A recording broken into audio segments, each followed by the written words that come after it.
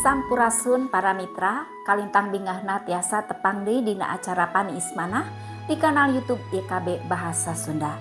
Sate acan urang ngabandungan panglenyepan dinten ieu, hayu urang neneda nyuhunkeun pingpinan Roh Suci.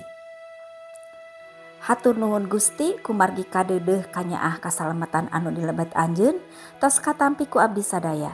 Danget ieu abdi sadaya nyuhunkeun pingpinan Roh Suci, kangge nuhun abdi sadaya dina ngalenyepan pangadika Gusti. Berkahan abdi sadaya supados tiasa ngaregepkeun sareng ngalarapkeunana dina kahirupan sadidinten. Dilebet asmaning Gusti Yesus Kristus. Amin. Para mitra, lenyapaneun urang dinten ieu dicutat tina buku renungan wasiat anu dijudulan Hirup teh kangge tuang, dumasar serat Galata pasal 5 ayat 16 dugi ka ayat nanuka 20 genep. Sareng nas janten kusir pangenyepan urang nyaeta ayat nanuka 18 sareng ayat 20 hiji-a anu unggal nage.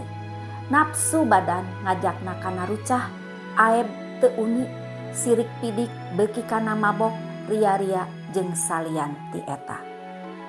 Para mitra, Krisna saurang anu mikaresep kuliner ampir di unggal kota di mana anjeunna anjog, anjeunna pasti nyempetkeun nyobian kuliner anu aya di eta wewengkon. Nanging hanjakalna Krisna gabres sagala dituang, henteu selektif, henteu pipilih katuangan. Sanes naon-naon anu diperyogikeun ku salirana anu dipilih. Tapi naon wae sakahoyongna sakur anu diasaan teh raos sareng matak pika bitaeun. Antukna nalika anjeunna wangsul ka bumina, dadana palih kiwa karaos nyeri, pundukna oge karaos teu geunah.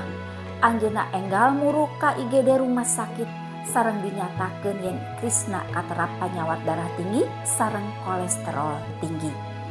Para mitra, pangandika Gusti dinten ieu mepelingan urang sadayana pikeun hirup dina panuyun Roh Allah. Hirup dina panuyun Roh Allah mihartos urang ngalakonan hirup kalayan ngawasaan diri nahan nafsu. Papalimpang sareng kahirupan nu ngagugu nafsu nu sesering namah ngawujud dina tindakan-tindakan anu awon anu dijurung ku hawa nafsu. Kalebet hawa nafsu dina hal katuangan, mabok, ria-ria, sukan-sukan balakecrakan sareng sajabina eta contoh nyata ti lalampahan jalmi anu kajiret ku hawa nafsu katuangan. Para mitra, kesakedik urang Kristen anu ngaraos yen katuangan teh teu aya urusana sareng hirup ni iman.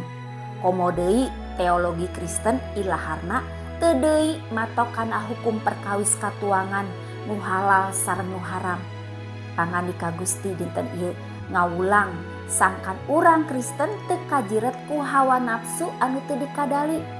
Urang ngamilik hikmah kangge ngabentenkeun mana katuangan anu sae anu saluyu sareng kabutuhan badan urang sareng mana anu henteu. Ieu penting margi katuangan teh pangdeudeuh kahirupan. Hayu urang ngadoa.